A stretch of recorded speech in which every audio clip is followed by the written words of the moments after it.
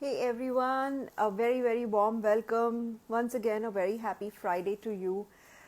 It's a great evening. It's beautiful weather here in Mumbai, and I'd really like to say welcome once again to all of you. Welcome, Deepak. Thank you so much for being here always. And I'm really excited about our topics today, especially because it is so much more important for all of us as sports players. Um, we are always talking about fitness. We always look towards fitness, and that is primarily what separates two players, their fitness. And I am very happy to be able to bring across this topic today with our guest. We're going to wait till he comes online. We are going to wait till we have more viewers. Hi, Ahad. Thank you so much for joining in. It's uh, it's always nice to see all of y'all because y'all are so much into sports. Y'all are all promoting sports in so many ways. It's really nice that you follow everything. Hi, Madhu. Thank you so much for joining in. Thank you for your support all the time. It's uh, it's just great to be on this platform and be able to connect to so many of you. Uh, I'm just going to quickly send a small reminder, hopefully, to our guest today and ask him to join in.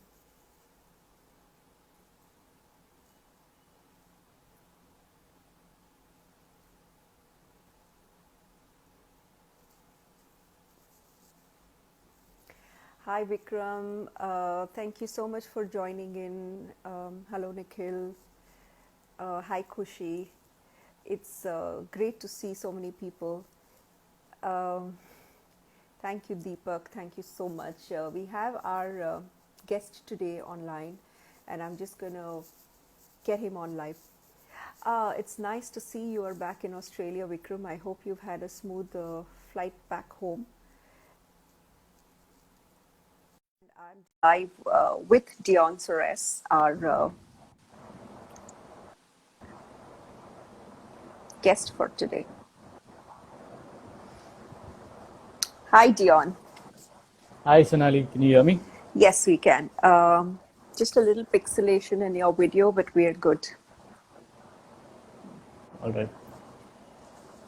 How are you doing? I'm good, very well. Welcome. And it's good to see Thank you you. on the other side like that. Thank you for having me on your Instagram. It's Really looking forward to this. I am too because it's such an amazing topic to talk about, right? We can never talk enough about being fit and fitness. So I'm gonna Exactly. begin with a small bio about you, Dion. Dion Suarez, Suarez. Suarez. I only remember Diana Suarez. So, Dion Suarez is the head fitness coach at the Aditya Chogle Tennis Academy in Mumbai. He has worked with athletes from different sports such as football, swimming, badminton, etc. His goal is to have the most positive impact on his athletes, helping them with performance, mindset, motivation, and lifestyle. He enjoys learning and educating others with evidence based recommendations about performance, cardiovascular health, mental health, and especially diabetes. This comes from Dion's own experience with being a diabetic, right? An early Yep. child diabetic. And from having a lifestyle, um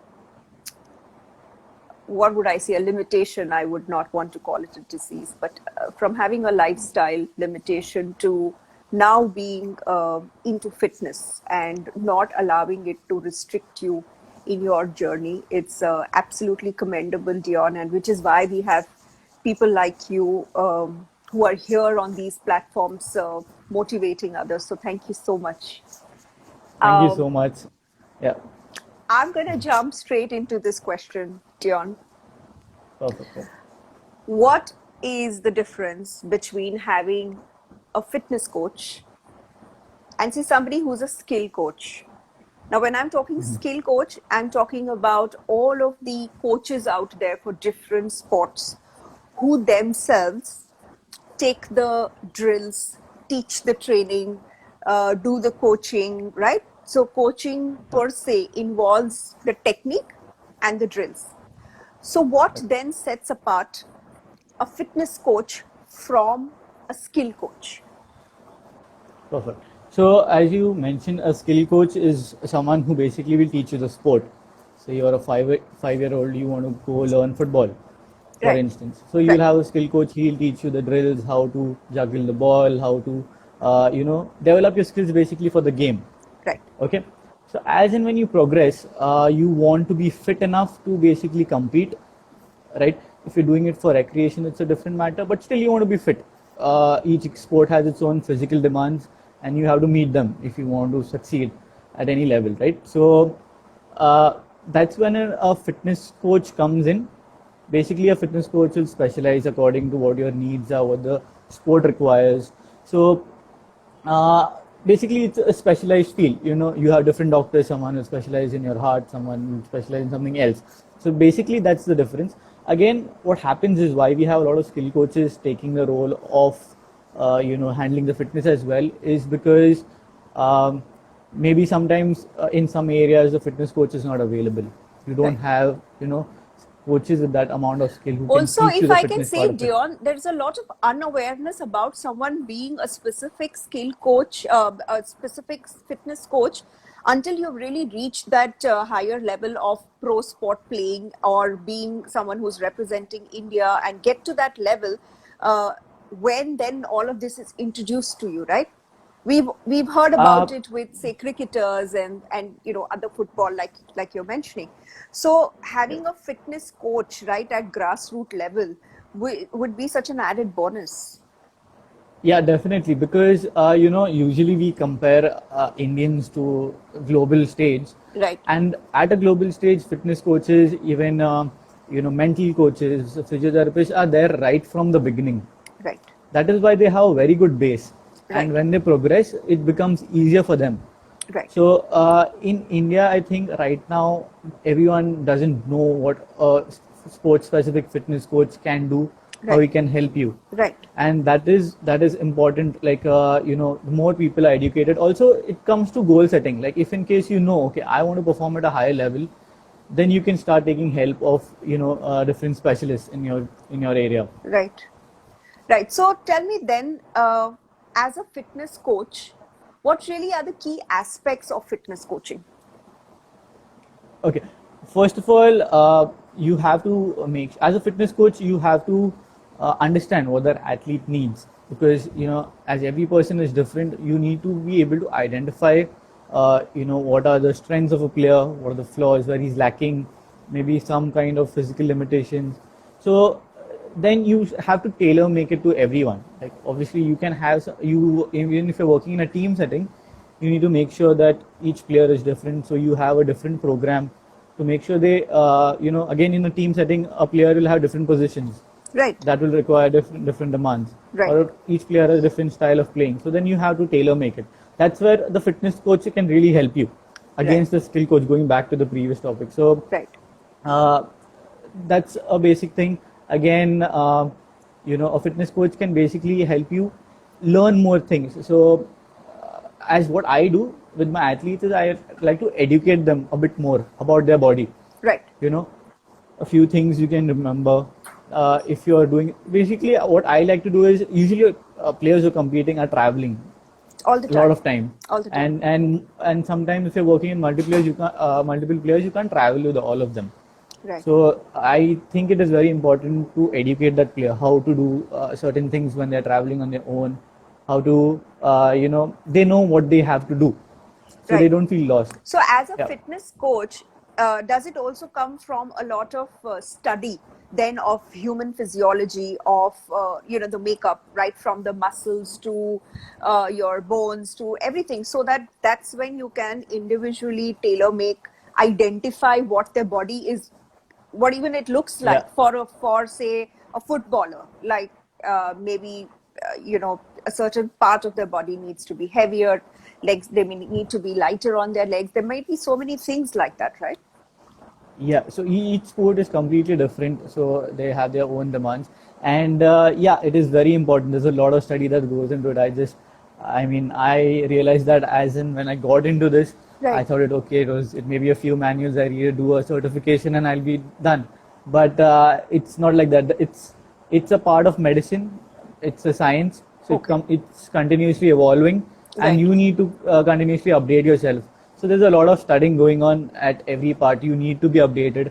So yeah, if you want to improve, you want to be a better coach, you have to study a lot.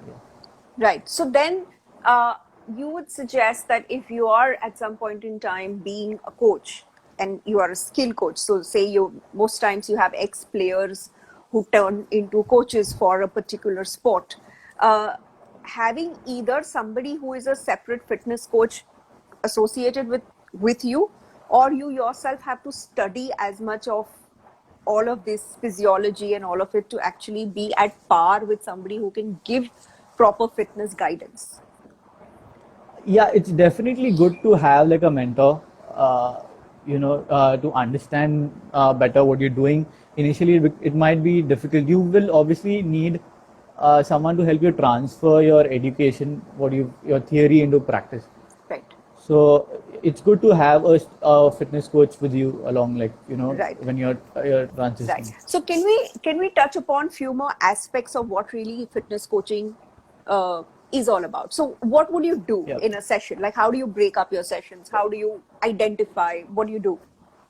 Say for Yeah. a layman. Yeah, so again, as I said, you need to identify what the player requires, and then the session will go according to that.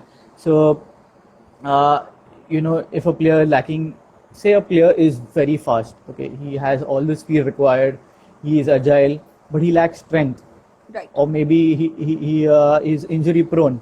The Right. first part of a strength and conditioning coach or a fitness coach is to make sure athlete doesn't is not injured often. Right. Right, like, as if you're injured, your progress just stops. You can't progress, right? You can't practice, you can't play. Right. So that is the first part of a fitness coach. Make sure your athlete is not injured. Right. If there is any injury behind, you deal with that. You work with the physio doctors to make sure that injury is gone. Then you start working on what is the sport specific demand. Like if you need a lot of flexibility, maybe you need strength, endurance, power, speed, agility, all of these things. You combine them according to what is required. If it's a marathoner, you need more of endurance. He doesn't want to bulk up, gain a lot of muscle. He wants to work on his cardiovascular system more, make it very efficient, make sure his nutrition is on point. So as a fitness coach, you don't deal a lot with nutrition, but you set guidelines because you know what is required when, and then you work with the nutritionist. So also, a fitness coach can't work on his own. He needs to work with the skill coach. The whole team has to be together Right. and Basically, understand it what's takes best so for the many athlete. components to actually make a star player Yeah, or a pro player. But exactly. again, so let's say when, and again, all of them are different fields, right? We don't Yeah, have an all-in-one kind of a person who's also a nutritionist, who's also a physio, right? So everyone has to go to these different departments. yeah. So then let's kind of, focus more on fitness coach.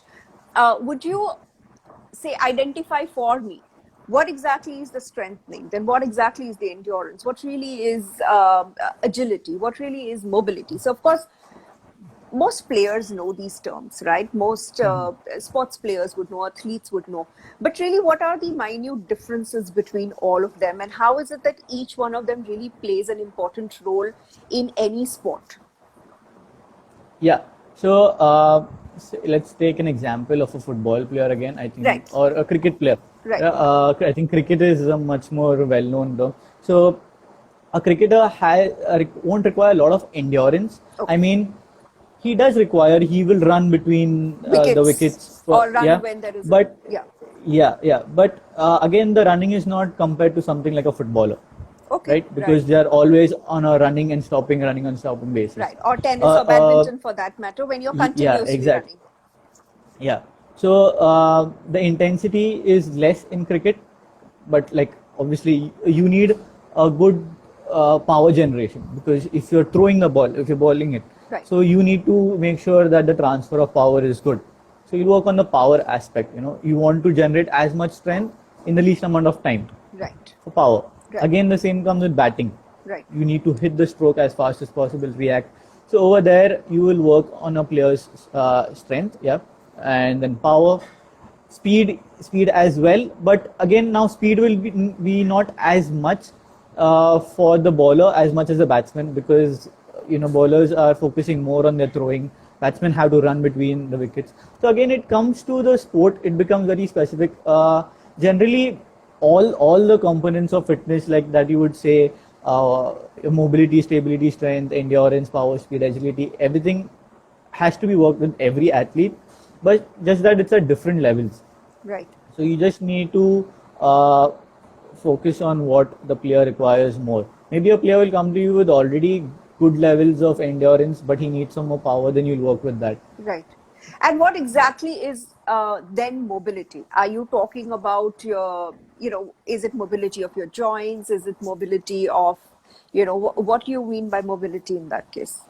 Okay, so basically, mobility is the ability of a joint to move freely throughout its range of motion. Okay, so say example, your shoulder, right? It has to move in a certain way. Say this is the range of motion it has, supposed to. Now, some people, they lack that mobility, so they are not able to maybe take that throughout the whole range. Right. So that is basically mobility, and athletes require. Everyone needs mobility. It Right. is very important to train their mobility, because they have exaggerated movements in their joints. They're Right. using it a lot more compared to other people. So it's very important to train your mobility. It helps basically even the surrounding muscles. So a joint is held together by the muscles surrounding it. If there is good mobility, it means the muscles around are moving well Right. and they are healthy. Right. If they are not, then they'll just your joints will stiffen. The mobility starts lacking, because of inactivity. Even a lot of exercises can start because of the breakdown and rebuilding of muscles and the joints. So you will have you'll start lacking in mobility. So tell me Yeah. something, when you're talking about mobility, and let's say you're working with tennis players similar to badminton, maybe similar to a table tennis, and I'm just trying to, think about racket sports or sports like these. Yeah. How much of a difference can then mobility make a difference, say, from what you're already playing to the reach of your stroke or the reach of your arm to be able to either take it behind or generate more power or more strength? Yeah. So this is wherein even the term flexibility comes in, Okay. because a lot of you need to be flexible as well. Flexibility is a bit more related to the muscles, and mobility is a bit more about the joint. Okay. Okay. So you need both of these aspects to be like at par. You don't want your joint to be hyper flexible. Right. You don't want it to go further more than what's required. Right. Okay. So as you want it to be in a healthy range of motion, and then again, as and when you train strength, you have to train mobility throughout, because if you stop, then that range is going to stop. So if for a racket sport, I want to take my hand back and I'm going to hit it as fast as possible, so I need that range of motion to be comfortable, because again, in a split of a second, you don't know where your elbow is going and where you're going to hit it. Right. So your mobility in those cases, in all the sports, not only racket sports, becomes very important. But again, because racket sports are mostly one side dominant, Right. your mobility will be better in one side and will be maybe less in the other side. So to make sure that everything, your range of motion is equal in both sides. And when it comes to flexibility, again, if there is extra flexibility, there can be a lot of loss in power generation. Okay.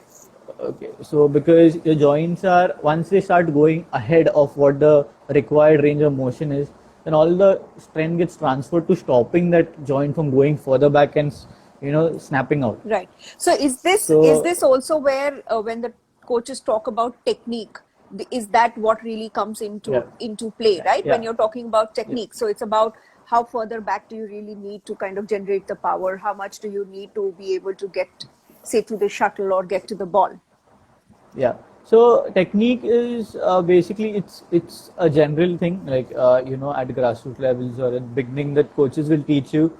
But again, as every athlete will have his own way of adapting to that technique, and they will have a different way of using those shots. Right. So that technique always evolves.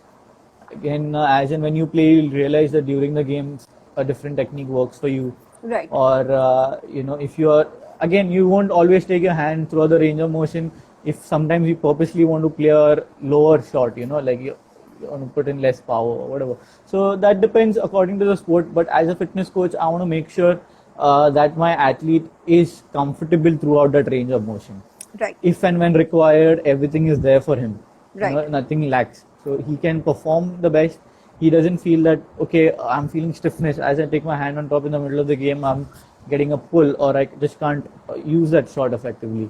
So that's wherein my job is to make sure he's completely mobile, his shoulder is in good health if he's a racket sport player, and all the joints that are involved are like ready for him during the game.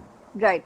And then and every sport would have the aspect of cardiovascular involved in it, right? And it's very important. Yeah. And like I see that you're always monitoring the heart rate and things like these. Now, these are things that a lot of skill coaches or regular coaches are unable to do, either because of their own lack of knowing, or just the awareness is also probably, like you said, that fitness coaching is almost like a study of science because it involves so much. So then how important is, say, your cardiovascular health? Now we are talking about, say, cardiovascular, either we are looking at veteran players, or at the same time we are also looking at children. So how would you identify this? Yeah. So what according to me, or I think most of the coaches, this is very important that your cardiovascular is the base. Okay. You can't go into power generation or strength if your cardiovascular system is weak. Right. Basically, if you want to generate strength as well, your heart needs to be able to pump that blood, and your lungs need to provide that oxygen to the whole system. Right. If that is not functioning, you're going to get tired. You won't be able to perform that activity over the period of time. Right. So cardiovascular is the base. You have to have a good system, good strength in your cardiovascular system. You have to have good functions. Also, as strong as your heart is, as and when it's trained, it becomes stronger. It has to work less hard. Okay. Basically, so you don't get tired as fast. Right. Okay. Your resting heart rate is lower. Right. So for you to get into a heart rate which, say, your resting heart rate goes to 50, which is common amongst elite athletes. Okay. Okay, which in medical, like for a general person, it's not a healthy heart rate. Right. But because this person's heart is so strong, it doesn't have to pump that hard. Got So it. it's at a lower level.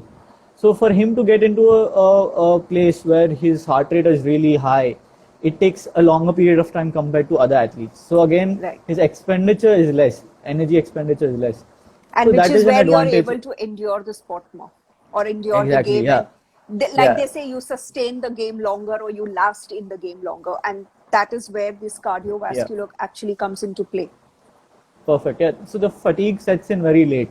Right. There's some time for it takes. So it's very important, I think, for all the athletes who have any kind of movement involved. You definitely need. Right. But tell me know. something, and so this is just a question while we are making this conversation. Kids are always generally full of energy, right? And especially when, say, you're coaching younger children, or you're a fitness coach to anybody from 5 years old to, say, 15, the energy levels are anyways high. So aren't they already working at optimum cardio level? And then how do you, as a fitness coach, empower these kids to endure their games longer? Because as much as energy bursts that they have, they also get these sudden, I'm suddenly tired after playing 2 rallies now, sir, I can't play anymore. So that's so common that we see. Yeah. So again, with kids and even adults, it's similar to how much you enjoy that certain activity, right? Okay. So kids will only feel tired when they're bored. If you might realize that if they are interested, they're competing with another kids, they have their friends along, they won't get tired as fast. Or even if they're tired, they're just going to ignore it and they're going to push themselves. Right. That is even with adult athletes. So if you have a rival, you are not going to think about that fatigue. So, and with kids, it's very important to keep it playful. So at grassroots levels, we don't have very strict routines. We have more of games involved. So through that games, you're getting our job done. Say we want them to sprint, we'll add some kind of a small game to make it basically if you make it sound like an exercise, they won't do it. Right. Right. Kids If it's a don't like game, then routines. yeah. Right. So if it's just a game, then they will push themselves as hard as they can. They want to compete. They're competitive in nature, Right. and they have that energy. Right. So they are going to and again with kids, their range of motion is amazing. Right. So they are going to be able to perform very well. Right. So then with kids, you do more things more like endurance and then strength, right? So then as a fitness Yeah. coach, this is what you identify with different children. Yeah, for with kids, it has to be very dynamic. We don't set it in stone that it's going to be strength and endurance. We just want them at the initial level. You just want them to enjoy the game. Right. Because as and when you create that interest in that game, then they will start getting interested in the other factors that are important for them. Right. So just make it as fun for them. Which brings me, today we had this very brief conversation where we spoke about, you said when most athletes or pro players, or when they're kids, by the time they reach 16, 17, a lot of them tend to drop out, whereas the other Yeah. kids who weren't as good as them in the game tend to start catching up or get better. Do Yeah. you think we can Yeah. just bring this conversation back up? Sure. So I've noticed this like as when I was playing. So a lot of athletes are naturally very good, Right. They are like meant for it. Even though you want to succeed, these guys are going to be at a good level. That's when you're kids and And when you kind of just understand that you have a natural ability for a certain sport. yeah. So these guys are naturally performing very well through all sports, whatever they play. They are very good. The coaches also like them, and you are like kind of envious about these guys. Yeah. And they are performing well. So what happens at a certain age is these guys are naturally good, so they don't put in a lot of effort into the sport. They don't put in a lot of. They are not disciplined a lot, is what I feel. Not everyone, Yeah. but generally this is what I've noticed. Is if a athlete is naturally good, he likes the sport, he enjoys it, but everything's coming to him very easily. Right, so he's not put in that much of effort into his fitness or developing his skills. But say someone who is not as good as him, okay, he's developing that mindset where so losing is very important as well. So he's developing a mindset where he should work harder. At this time, coaches, parents are very important to give them that support. These guys work hard, they've developed that discipline. So when they reach that age where the other athlete who was naturally good, his natural ability has kind of like stopped. It's not working for him anymore because the other athletes have now caught up with their hard work, is they start losing interest. Now, sometimes what happens is these athletes also change their mindset quickly. They are competitive, so they start working hard, but most of them start dropping out. Right. Okay, because they feel now that little bit of hard work feels like a lot for them because they're not done it. Right. So they think it's not a good trade-off. So then they start dropping off. These other athletes who are not as good, they are working hard. They have it in them now. It's natural for them. So they start going ahead. So this then, is what I've noticed. So yeah. So I think, and this is a very great. I mean, I really wanted to bring up this point, is because then, as a coach and especially as a skill coach, many a times they don't understand why a certain player who has been so good, say for 8 or 10 years of their lives playing this, suddenly at at a certain point in time, they'll say, oh, you know what, I'm not interested in playing anymore. And everyone else is wondering what really happened. Because they've been so good, they've been consistent performers, and suddenly they are not able to. So, of course, apart from it being interest, then as a fitness coach, if you have done things from grassroots level, your body is at such an optimum state that unless it's a loss of interest, there is no way why your performance should dip or fall down. Exactly, yeah. So it has to, you need a lot of people. See, for an athlete, he needs support. Every time he goes out to compete, there are people against him. So, the opposite team, and there are fans from the opposite team who don't. So your coaches, your if you have a sports psychologist with you, your parents, their support is very, very important for them to improve. Because obviously our athlete's life is very difficult. It's mentally challenging, it's physically challenging. It can get lonely when you're traveling throughout the year. So you need to support these kids, and you need to educate them at a grassroots level. And I feel at the same time, I want to bring this up that academies are important. Right. A lot of places you might just have one coach teaching in a school setup. which is sometimes we are limited to that. But obviously there are academies now who are better equipped. They are providing with all of these facilities. Right. So that can help a player nurture. See, what happens is for a player to grow, he needs to be playing alongside other good players. Right. Okay. Right. So academies can provide that. Right. So if in case a player is playing at a school as well, it is, if he is interested in growing in that sport, it might be a good thing to enroll him in an academy where there are good players, there's a Right. good coach, good infrastructure. Right. That will really help him grow. Yeah, also because it brings in the competition and it also kind of levels you, and Yeah. it also humbles you to know that you are indispensable for that matter, right? Yeah. Uh, Yeah. So even if you're in an academy setting, even if the other players, even if they, everyone is rivaling each other, but there is still that some kind of support. If two of your athletes are traveling together for a tournament, he knows he has a friend. Right. So that support system is very important for an athlete. Right. Yeah.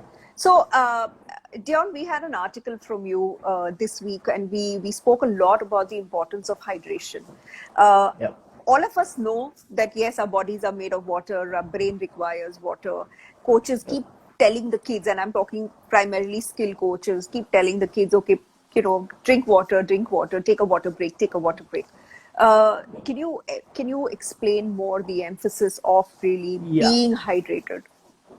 Yeah. So again, as you said, yeah, our body is majorly made up of water. We need that for our daily functions. So I feel it's important to understand what happens when there is not enough water.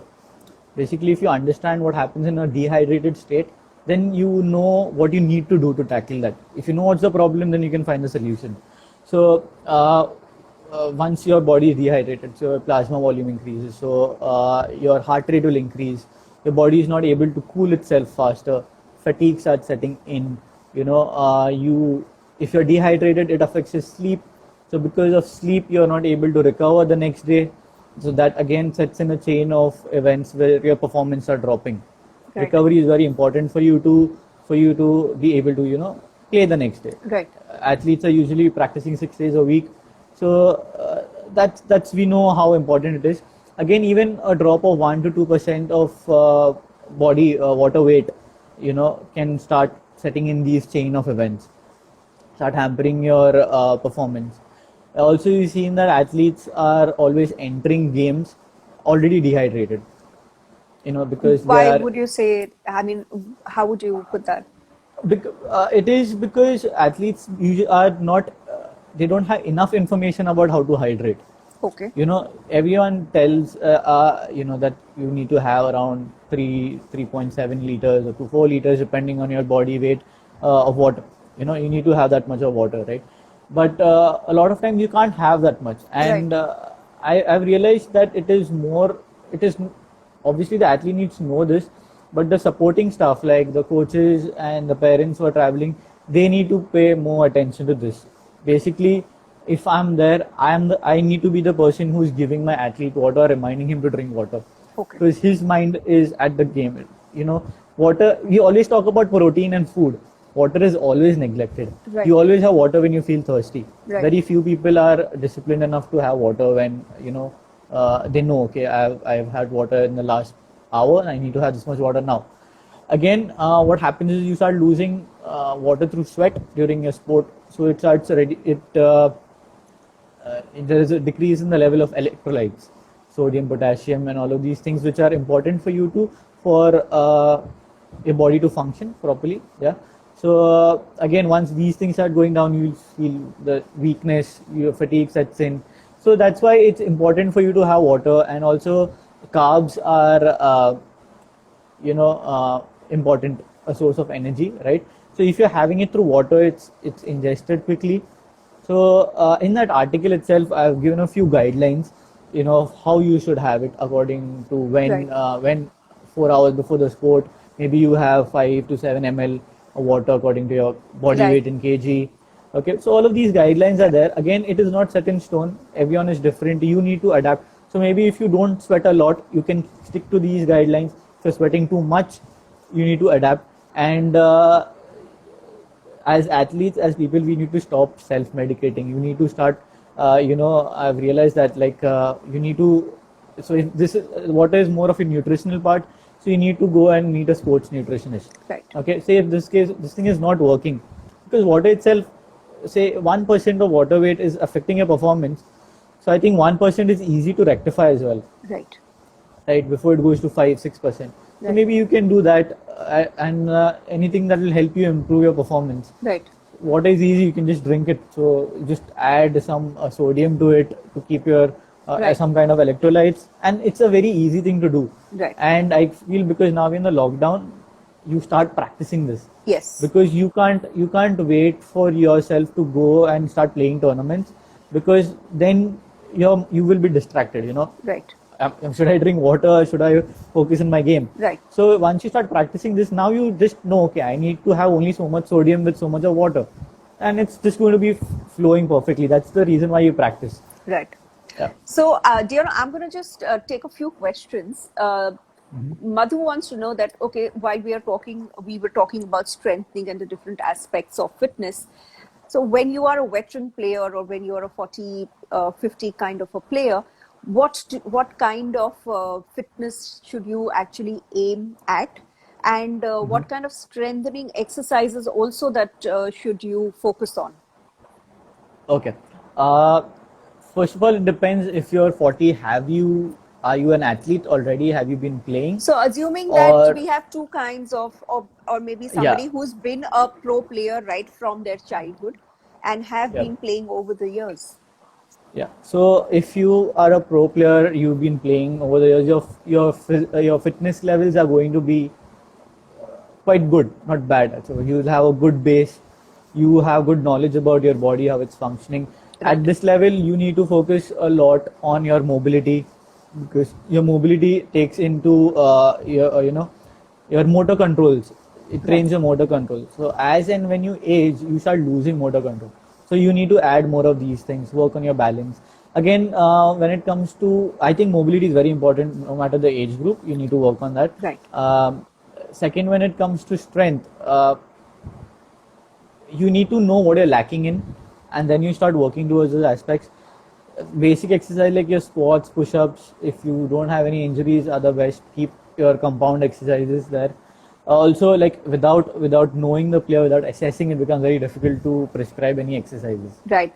And so in the similar, there is another question from Mayank. He says, so how important is stretching after the game and what are its benefits? So Mayank, if we can just hold on to this question, I'm sorry, because we are primarily going to talk about rollers. And that is something that, Dion and me really wanted to touch upon. Before that, I have a question from Suchitra. Suchitra is asking, is ROM the same? So I don't know if you understand this question, but you will have to. If she's talking about a range of motion, Yes. when it is concerned with mobility, Yes. yeah. Okay. So that's it. Okay. And Vikram wants to know, so what really is the difference then between a sports physio versus a fitness coach? A huge difference in that sense, right? Yeah, there's a lot of difference in that. So a fitness coach will basically work on your aspects, as I mentioned, your strength, your endurance, power, speed, and try and avoid injury. Right. So your physio will come in in case there is an injury or you're doing some prehab work. So as and when you play, the chances of injury are higher. So it makes sense for you to visit the physio to make sure, assess your body if everything is working fine. Right. So I think we've spoken about this before. Like if in case an athlete has an injury in his wrist, it is not important that injury starts from the wrist. It could be from the shoulder, it could be from the scapula, it could be from different regions. Right. So as a fitness coach, I cannot, basically diagnose what the issue is. Yeah. So that's where in the physiotherapy they come in and they study the body way more in depth than a fitness coach. Right. So I would like to send this message out to everyone. Like even if you have a fitness coach who's very, very good, has a lot of knowledge, he is not at all capable of helping you with these injuries. Right. Unless and until he's following a set of guidelines that the physiotherapist has conveyed, saying you do this, and the physiotherapist has cleared you to continue working. Right. Like it's going to just aggravate your injuries. Right. So it's better to be safe. Right.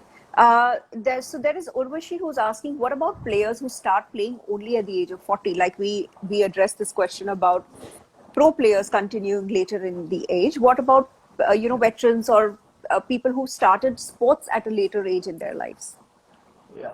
So you have to start with cardiorespiratory system. Yeah. Start building that base. Start depending on your sport. If the sport requires you to run a lot, you start generating that kind of fitness where you can run. You can sustain for that amount of time.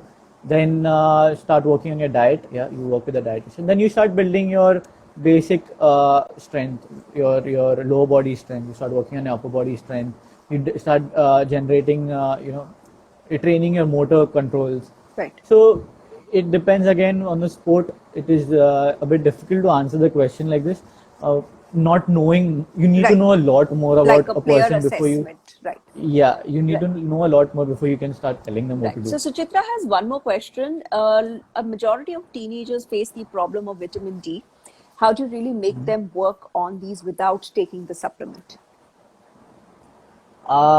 Again, a deficiency in vitamins and all has to be addressed by a doctor. Right. Easiest way to get vitamin D is through sunlight. Right. We know that. So you try to spend more time under the sun, go out for a walk. So again, you need to know why the teenager has vitamin D deficiency. Right. Again, the deficiency doesn't arise. It is because of some other underlying problem. Right. So your doctor, your physician will be the best person to tell you what is the problem and then address it. Right. If the deficiency is too bad, then you will need to take supplements. Yes. Or if your diet doesn't consist of those certain things, then if any deficiency has to be supplemented. So right. Vitamin D, naturally we've learned is that you get sunlight. Yes. If it is a very serious matter, you go to your doctor. Yeah. Right. So Dion, let's talk a little bit about post games, right? Your foam rollers primarily, which we've been speaking about, which then also includes, say, cooling down, stretching. Can we emphasize on that? And how important is it for a skill coach also to understand this cool down process? So understanding the whole system or the layout, you start with a warm up, right? And then you go into your main set of exercise, and then you go to a cool down. This has to be a part of every exercise, irrespective if you're an athlete or not. Right. Okay. Your warm up deals with lubricating, increasing the blood flow, pushing it to all the joints that are going to be used. Then you do your main exercise. And the cool down is basically making sure that whatever damage has been. So there is a term called exercise induced muscle damage. Okay. So if you're trying to, whenever you do a certain exercise, there is some kind of damage that happens. That is how you get stronger. Right. Eventually. So, and also associated with this is your delayed onset of muscle soreness, or DOMS that you call it. Okay. Yep. So your cool down is important to make sure that your recovery process is faster. Right. Okay. So you get into stretching. You try to, if your muscles might tighten up, you'll feel that pump, as it's called, in the muscles. So you need to relax that. You need to make sure there is increased blood flow. The lactic acid moves away, and your recovery process starts as fast as possible. So that's and stretching again, static stretching, I would say is important, but I feel foam rolling might offer you enough, like both together offer you more benefits instead of doing just one. Right. Okay. Again, if you're doing static stretching is very important to make sure your muscles loosen up. They go back to their whole, range. So if they're contracted, you make sure you're stretching them throughout what the range is, making sure they're in the normal position. And foam rolling before that will help you loosen up the muscles a little bit. Right. If there is something that's really tight and hard, you can't force through it. It'll break. It'll snap. Right. So once you loosen it up, you loosen up your muscles, then you can stretch out really easy. Right. So that is where stretching comes in. A good cool down procedure is good. Right. Very important as well. So foam rolling in that matter is something that mimics a massage. Right. So studies have shown that massage before the game and after the game helps improve performance, helps increase recovery. Right. Now, a lot of athletes don't have access to getting massages before and after the game. Again, there's cost involved. The logistics are sometimes difficult. So, so the foam roller is easy. You can carry it in your bag. You can do it before. It's called self myofascial release.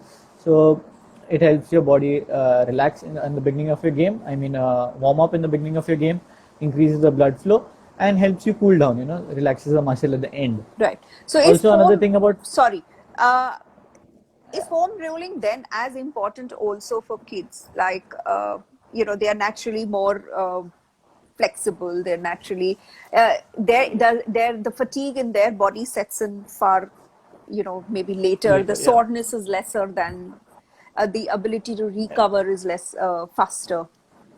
Yeah. So, foam rolling, I wouldn't advise for athletes who are younger than 14, 15, Okay. because again, it has to be done correctly. Right. Right. If it's not done correctly, that's the same thing with resistance training with kids. Right. People say younger kids shouldn't do resistance training. That's not at all right. They can start whenever, but just that they need proper guidelines. Right. Yeah, they need to use proper form and technique. That it just needs to be safe. So foam rolling at that age is not important because the intensity is not as much. Right. A player at 6 will be playing maybe 2 times a week of tennis, and the fitness won't be as intense.